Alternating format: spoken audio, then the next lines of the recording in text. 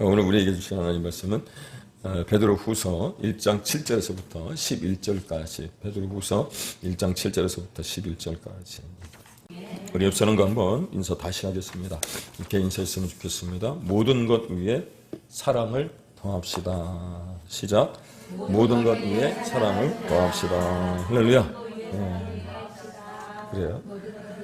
골로새 3장 14절에 보니까 모든 것 위에 사랑을 더하는 것, 그것이 온전히 매는 띠랍니다. 그리고 이 골로새 3장 14절 말씀이 새 주간에 여러분들이 외우셔야 할 말씀인데, 모든 것 위에 사랑을 더할 때 우리의 삶이 더욱 풍요로워지는 줄로 믿으시기 바랍니다.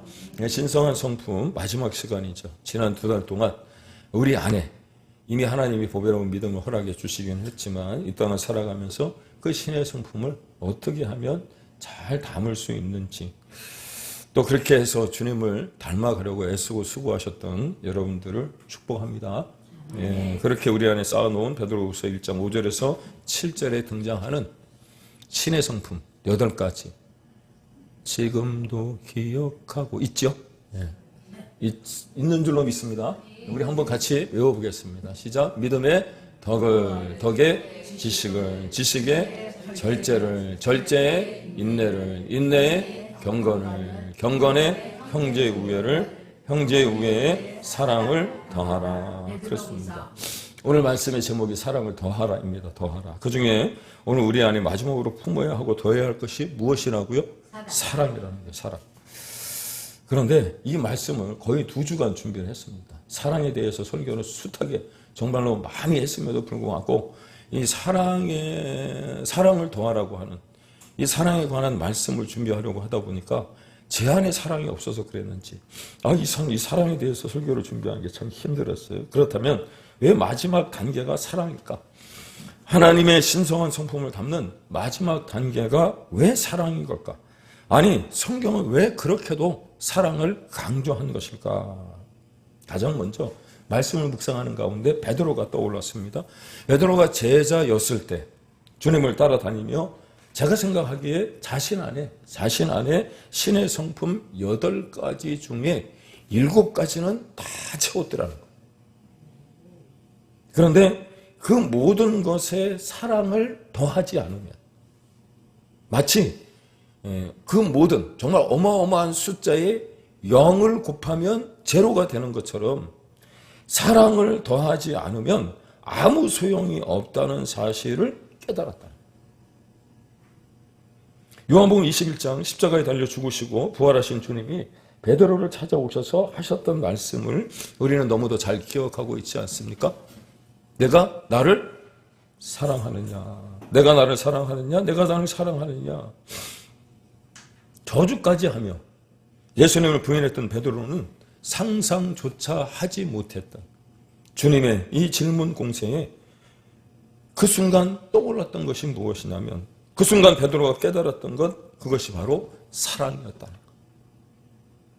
그렇다면 질문입니다. 부활하신 주님을 갈릴리 바닷가에서 다시 만난 그 베드로가 깨달았던 사랑, 그 사랑은 어떤 사랑이었을까? 관념적인 사랑도 아니고요, 추상적인 사랑도 아니고요. 여러분 혹시 이런 전화 받아보셨습니까? 모르는 전화번호로 전화가 오면 제가 잘 받지를 않는데 최근에 들어서 혹시나 싶어서 전화가 오면 후딱 받습니다. 혹시나 새로 교회에 오시겠다고 하시는 분의 전화가 아닐까 싶어갖고 기대하는 마음으로 받는 거죠. 그렇게 잽싸게 받았는데 수화기 너머로 사랑합니다 고객님 이렇게 얘기할 때 그 말을 들으면 마치 바닷물을 마시면 더 목마른 것처럼 어떤 갈증이 더 심한 가증한 사랑이 아니라, 관념적인 사랑도 아니고요, 추상적인 사랑도 아니고요, 그런 가증한 사랑도 아니더라고요. 베드로가 우리에게 말해주고자 하는 사랑은 도망자를 직접 찾아오셔서 밤새 수고한 자신을 위해 아침밥을 차려주시는 하나님 아버지의 따뜻함이 느껴지는 사랑이더랍니다. 온몸으로 와닿는 사랑이었다는 거죠. 오늘 그 사랑을 여러분 한번 느껴보실 수 있기를 소망합니다. 그래서 그랬는지 베드로는 지난 2주간 우리가 함께 외웠던 베드로전서 4장 8절 말씀을 통해서 로마의 엄청난 박해와 핍박을 피해 디아스포라가 된 초대교회 성도들을 향해서 무엇라고 힘을 주어 말을 했느냐면 무엇보다도 뜨겁게 서로 사랑할지니. 우리 한번 같이 외워볼까요? 시작. 무엇보다도 뜨겁게 서로 사랑할지니, 무엇보다도 열심히 서로 사랑할지니, 사랑은 허다한 죄를 덮는답니다. 믿습니까? 이 말씀을 가만히 묵상해 보면 신앙을 지키고 믿음을 산수한다는 것이 쉽지 않은 이 시대를 살아가는 그리스도인들에게도 들려주고 싶은 말씀이 아닐까 그런 생각이 들었어요. 지난 몇 달에 걸쳐서 제가 좋아하는 전주에서 일어난 일인데, 보안업체 직원들이 다 퇴근한 다음에 그 회사를 돌다가 직원들이 남겨놓은 초코파이 하나하고 또 뭐였죠? 카스타드 하나를 먹었다. 그 가격이 1,050원인가 그런데 그 회사에서 그 직원을 고발을 한 거예요. 절도죄로. 여러분, 사랑이 얼마나 없으면 정말 그 밤에 수고하고 애쓴다고 왜 그것만 먹었냐고 얘기를 해야 되는 것 아닌가. 기껏해야 초코파이 하나, 카스타드 하나 먹었는데 1,050원을 가지고 고발한 회사. 참 안타깝다 그런 생각이 들었습니다. 무죄로 판결이 났어요. 그렇습니다. 환난과 어려움을 이겨낼 수 있는 것은 다름이 아니라 바로 예수님이 베푸신 그 사랑이 있어야 서로가 의지하며 고난을 이겨낼 수 있다는 것을 본문은 말해주고 있는 거죠. 그렇습니다. 초대교회 성도들뿐만 아니라 교회를 다닌다는 것 자체가 결코 쉽지 않은 이 시대의 그리스도인들에게 정말 필요한 것이 무엇이냐면 사랑이라는 거예요. 믿습니까? 그런데요, 본문에서 베드로가 우리에게 더하라고 한 그 사랑은 형제 우애에 더해야 할 사랑이더라고 하는 겁니다. 따라서 지난주 설교와 연관 지어서 다시금 생각해 봐야 할 것 같은데, 여기서 말하는 사랑은 우리가 흔히 말하는 러브가 아니라 체리티라고 하는 단어가 더 어울린다는 말씀을 드렸던 것 기억하십니까? 체리티가 가지고 있는 의미가 무엇이었습니까? 자애, 자비, 자선, 그런 뜻을 가지고 있어요. 뿐만 아니라 진정한 사랑이란 친절한 마음으로 기꺼이 다른 사람들을 이해하고 판단하여 받아들이는 것을 본문에서 말하는 사랑이라고 하는 것. 그러므로 이미 여러분들이 보배로운 믿음을 가진 분들이시라면 하나님이 허락하신 성품을 차곡차곡 내 안에 쌓아오셨다면 말과 혀로만 사랑하는 것이 아니라, 우리가 늘 듣는 이야기 아닙니까? 말과 혀로만 사랑하는 것이 아니라 진실과 행함과 진실함으로 사랑하라라고 말씀하고 있더라는 거죠. 그것이 곧 우리 신앙생활의 목표가 되어져야 하는 줄로 믿습니다. 할렐루야. 그런데 이렇게 말씀을 드리니까 사실 잘 와서 닿질 않아요. 죄송합니다. 그래서 그것을 조금은 감동 있게, 은혜스럽게 좀 여러분들에게 어떻게 하면 좀 받아들이고 이것을 실천할 수 있게 할까 생각하던 중에 떠오른 명언이 있었습니다. 제가 고속도로를 다니다가 휴게소에 가면 여자 화장실은 들어가 본 적이 없으니까 어떻게 생겼는지는 모릅니다. 그런데 남자 화장실에 가면 남자들이 철이 없어서 그런지 소변기 바로 앞에 명언들이 이렇게 적혀 있어요. 안 가보셔서 모르시죠? 그 명언 가운데 기억나는 것 중에 하나는 남자가 흘리지 말아야 할 것은 눈물만이 아니다. 이 머릿속에 탁 박혔어요. 또 하나, 제가 보았던 고속도로 휴게소 화장실에서 보았던 명언 중에 하나는 이런 명언이었어요. 사랑이란 다 죽어도 더 줄 것이 없어서 미안한 게 사랑이다. 내가 그 말이 사진을 찍고요. 이 말이 도대체 어디서 이렇게 가지고 왔을까? 카피를 했을까 싶어서 또 찾아보는 게 제 일이잖아요. 찾아봤더니 이 말이 어디 적혀 있었냐면 어느 신부님의 책에 적혀져 있더라고요. 그런 말이 적혀져 있더라고요. 여러분, 우리는 이런 사랑이 우리 안에 있을까요? 다 죽어도, 가진 것을 다 죽어도 더 주지 못했어. 줄 게 없어서 미안한 사랑. 오히려 가지고 있는 것을 빼앗지 못해서 난리인 것이 아니라 그게 말과 혀로만 살아가는 것이 아니라 행함과 진실함으로 사랑하는 것인 줄로 깨닫기를 바랍니다. 또 질문을 드립니다. 우리가 천국에 가면 믿음이 필요할까요? 그렇지 않을까요? 여러분의 생각은 어떻습니까? 물론 천국을 가기 위해서 필요한 것이 당연히 믿음이겠지만 천국에 다다르면 사실 믿음은 더 이상 필요 없는 거예요. 이해가 되십니까? 그렇다면 천국에 다다른 우리에게서 드러나야 할 것이 무엇이냐? 예수님이 우리 안에 무엇이 있는지 점검하실 때 확인하는 게 무엇이냐면 바로 사랑인 줄로 깨닫기를 바랍니다. 그 이유가 무엇이냐면 사랑이란 하나님의 본질적인 속성이기 때문에. 따라서 인간의 본질도 사랑입니다. 왜? 하나님은 하나님의 형상을 따라 지음을 받았기 때문인 줄로 여러분 깨닫기를 바랍니다. 전쟁할 때 아군과 적군을 구별하는 방법이 무엇입니까? 옷이에요, 옷. 사극 같은 데 보면 적군과 아군을 나눌 때에 팔에 무슨 휘장을 했느냐 안 했느냐, 옷이 다르냐 안 다르냐 뭐 그런 거 보잖아요. 그런데 주님 앞에 섰을 때 똑같이 입는 그 옷에 뭐라고 새겨져 있어야 되느냐면 사랑이라고 하는 단어가 적혀져 있어야 되고요. 믿습니까? 이것이 요한계시록에 나와 있는 흰 세마포 옷을 입는 것과 동일한 거예요. 즉 예수님의 자녀, 하나님의 자녀, 또 예수 그리스도인을 따라가는 믿음의 성도들이라면 그 안에 예수 그리스도의 옷을 입고 주님을 따라가는 것.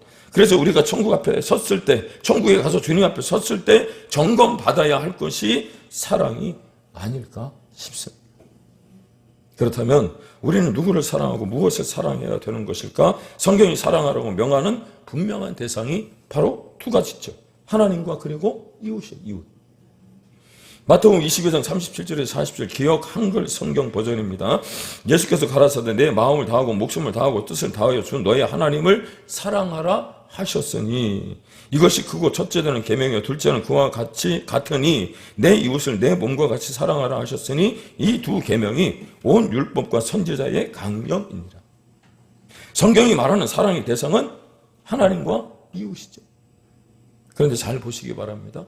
두 개의 명령의 비중이 다릅니까? 같습니까? 같아요. 하지만 분명히 우선순위가 있더라고 하는 거예요. 먼저 지켜야 될 계명은 하나님을 사랑하는 것이고요. 그리고 두 번째 지켜야 될 계명이 이웃을 사랑하는 겁니다.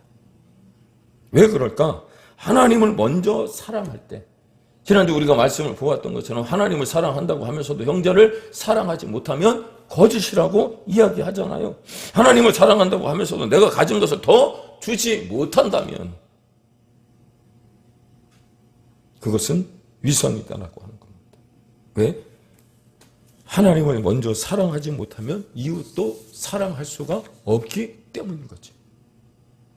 이에 대해 우리의 이해를 조금 돕고자 말씀을 드린다면 체리티라고 하는 단어, 여러분 앞서 말씀을 드리기도 했습니다만 계속해서 반복하는 것, 이 사랑에 대한 이야기를 할 때 체리티라고 하는 단어가 얼마나 중요한가 조금 더 여러분들에게 예화로 말씀을 드린다면 이런 거예요. 성공한 유대인들, 앞에 사진에 보시면 유명한 사람들이 등장을 합니다. 다 유대인들이에요. 특별히 미국 안에 있는 유대인들은 미국 인구의 고작 2%밖에 되지 않습니다.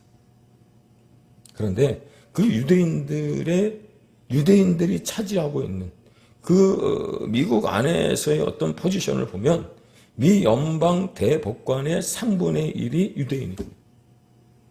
아이브리그 대학 총장의 50%가 유대인이며 노벨상 수상자가 4분의 1이 유대인입니다. 포브스에 선정된 400대 부자 가운데 31%가 유대인입니다. 사랑하는 여러분, 우리들의 자녀 가운데 이런 인물들이 나올 수 있기를 예수님의 이름으로 축원을 드립니다. 그렇다면 어떻게 그 작은 숫자의 유대인들이 이처럼 큰 영향력을 미칠 수 있었을까? 그것은요, 많은 사람들이 이야기하기를 유대인들의 교육열 때문에 그렇다 이렇게 얘기를 해요. 하지만 유대인들도 우리나라를 쫓아오지 못하는 게 바로 교육열이잖아요. 교육. 둘째가라 하면 서로 하는 것이 우리나라 그 강남 대치동의 어머니들이 하고 있는 일 가운데 하나가 무엇이냐면 교육열 때문이라고 하는데, 우리나라 사람들 가운데는 저처럼 영향력 있는 사람들이 나오지 못한다. 유대인들보다 머리가 더 좋은 나라가, 좋은 민족이 한국 사람들이에요. 그런데 어떻게 유대인들이 저렇게 파급력 있는 영향력을 미치느냐? 그것은요, 자녀들에게 어릴 때부터 가르치는 것이 하나 있답니다. 그것이 바로 자선과 희부예요. 그리고 그 일을 위해서 하는 게 있는데, 유대인의 가정에는요, 작은 저금통, 푸시케라고 하는 게 있대요. 푸시케. 아이들이 부모님으로부터 용돈을 받아 쓰다가 남는 돈은 그 푸시케라고 하는 저금통 안에 넣는다는 겁니다. 그리고 그 푸시케라고 하는 저금통이 꽉 차면, 돈이 좀 많아지면, 모은 돈의 금액이 많아지면 체다카라고 하는 저금통으로 옮기는데, 그 체다카라고 하는 저금통에 담아놓은 그 돈은 나를 위해서 쓰는 것이 아니라 불안 이웃과 세상을 위해서 사용한다는 것. 그런데 그렇게 할 수 있는 이유가 무엇이냐면, 하나님이 내게 주신 그 모든 것이 다 하나님의 것이라고 하는 믿음이 있기 때문에 가능합니다. 아멘.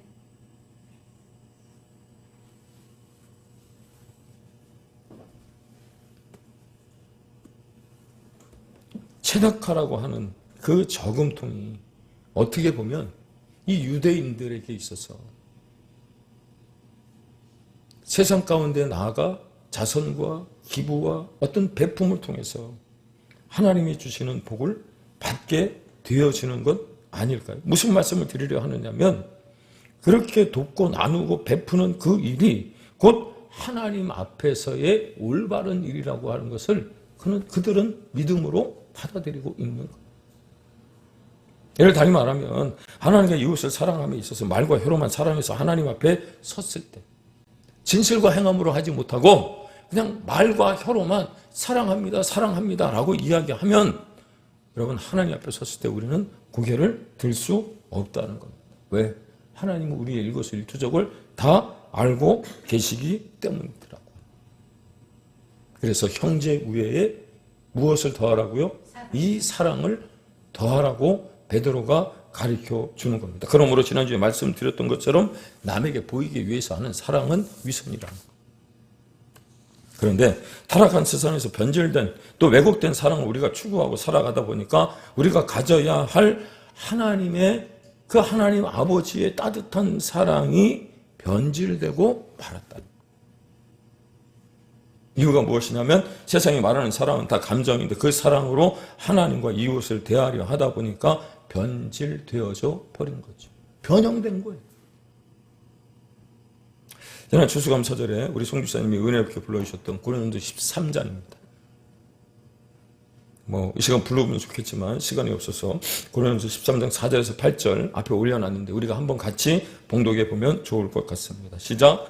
사랑은 오래 참고 사랑은 온유하며 시기하지 아니하며 사랑은 자랑하지 아니하며 교만하지 아니하며 의뢰 행하지 아니하며 자기의 유익을 구하지 아니하며 흠내지 아니하며 악한 것을 생각하지 아니하며 들을 기뻐하지 아니하며 지주들과 함께 기뻐하고 모든 것을 참으며 모든 것을 믿으며 모든 것을 바라며 모든 것을 견디느니라. 사랑은 언제까지나 떨어지지 아니하되 예언도 패하고 방언도 그치고 지식도 패하리라. 아멘. 제가 일부러 여러분들에게 읽어달라고 부탁을 드렸습니다. 왜냐하면 여러분들은 모르셨지만 여러분들이 이 말씀을 천천히 봉독하시면서 느낄 수 있는 사랑이 있다면 하는 바람이 있었던 거예요. 여러분들이 지금까지 신앙생활을 해오면서 이 고린도서 13장 4절에서부터 8절의 말씀을 여러분들이 수도 없이 또 되뇌이고 노래로 찬송으로 부르셨을 것 같은데, 여러분들이 느끼셨던 그냥 너무 좋다라고 하는 감정의 어린 사랑이 아마 여기에 있지 않았을까. 그런데 이 말씀을 준비하면서 제가 이 말씀을 읽고 또 읽는 가운데 이 고린도서 13장에서 말하는 사랑은 감정이 아니고요, 의지더라는 거예요. 의지가 있어야 행할 수 있는 것들이더라. 말이 좀 어려울 수 있을 것 같은데 무슨 말이냐면, 이 땅을 살아가는 그리스도인들이나 세상 사람들이나 똑같이 감정으로만 사랑한다. 그 사랑은 얼마 가지 못한다. 여러분들의 남편이나 여러분들의 아내를 사랑할 때 콩깍지가 씌워져서 나오는 어떤 뇌 호르몬 분비가 있죠. 그래서 결혼한 것 아닙니까? 그때 그 사람이 전부인 것처럼 느껴졌잖아요. 그때는 의지가 아니고 감정입니다. 그런데 그 뇌 호르몬의 분비는 기껏 가야 3년이래요. 그래서 지난주에 사랑 때문에 여러분 죽을 수 있냐고 여쭤봤더니 한 분도 대답이 없으셨잖아요. 왜? 3년이 다 지났으니까. 그러니까 사랑을 위해서 죽을 수 있는 시간도 고작 3년이고요. 그 시간이 지나가면 내가 그 사랑을 위해 죽을 수 있는지 잠시 머뭇거리고 심사숙고 하게 되는 거예요. 여러분이 결혼하신 지 얼마나 되셨는지 모르겠지만 결혼하고 나서 900일 전에는 자기 전에 옆 사람이랑 아내나 남편에게 내 꿈꿔 그러면 너무 좋죠. 그런데 한 10년쯤 지났는데도 아직도 내 꿈꾸라고 그러면 닭살이 아마 돋을 겁니다. 따라서 성경이 말하는 사랑은 그런 게 아니라. 만약 감정적인 사랑으로 예수님이 베드로를 대하셨다 그러면 어떻게 대하셨을까요?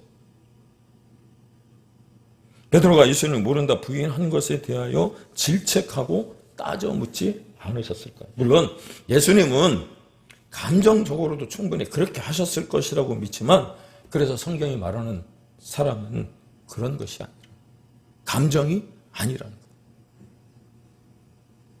이걸 오해하고 착각하니까 돈을 사랑하고요, 또 쾌락을 사랑하고요, 성공을 사랑하는 거예요.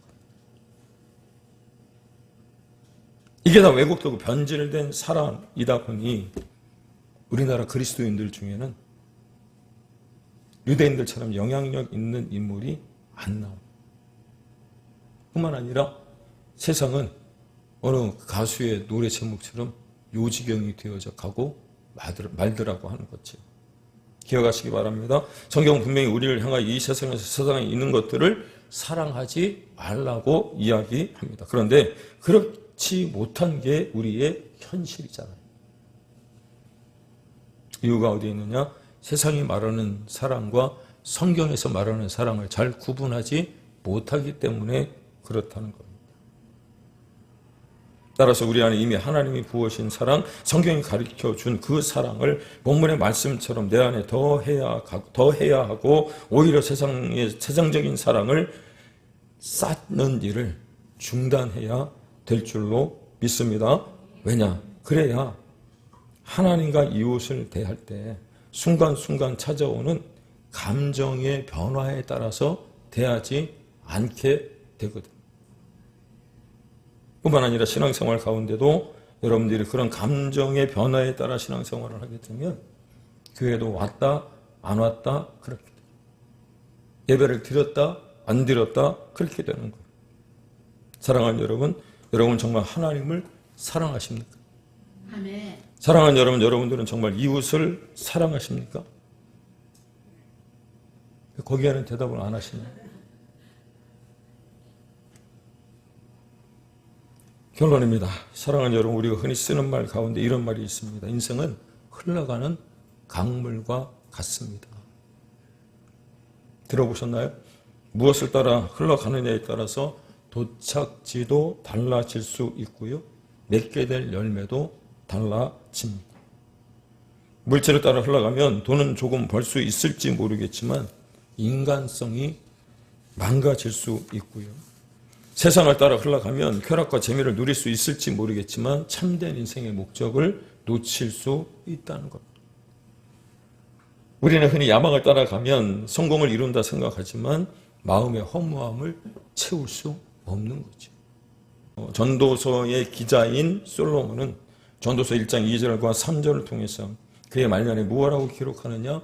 헛되고 헛되며 헛되고 헛되니 모든 것이 헛되답니다. 해 아래서 수고하는 그 모든 수고가 사람에게 무엇이 유익한가라고 그렇게 오히려 우리에게 질문을 하더라고 하는 거지. 무슨 의미입니까? 우리가 이미 3일 동안 기도회를 통해서 배웠듯이 정말 진정한 가치가 있는 삶은 하나님이 기뻐하실 만한 삶이 되어져야 하고, 소요리 문답 제1문에 있는 것처럼 사람의 제1된 목적은 하나님을 영화롭게 하고 그를 영원토록 즐거워하는 것이라고 말씀하시는 그 말씀을 따라 그 길을 선택했을 때만이 가능하다는 것을 여러분 기억하시고요. 우리의 삶의 의미를 되찾기 위해서 우리의 인생이 과연 무엇을 따라가야 하는지를 깨달으면 오늘 그 주님의 사랑, 그 주님의 그 십자가의 사랑, 가진 거 다 주고도 더 못 줘서 더 줄 수 없어서 미안해하는 그 주님의 그 사랑, 여러분 따라갈 수 있는 우리가 될 수 있기를 예수님의 이름으로 축원을 드립니다. 바라기는 성경이 가르쳐주는 그 사랑 따라가며 생명과 축복을 실어 나르는 통로가 되어져서 2025년 12월 한 달을 살아가며 여러분 그 사랑 선택할 때에 하나님은 우리 가운데 이제 예비하고 준비하신 놀라운 은혜와 또 축복을 허락해 주시고 2026년 새해를 또 기쁨과 즐거움 가운데 맞게 하실 줄로 믿습니다. 기도하겠습니다.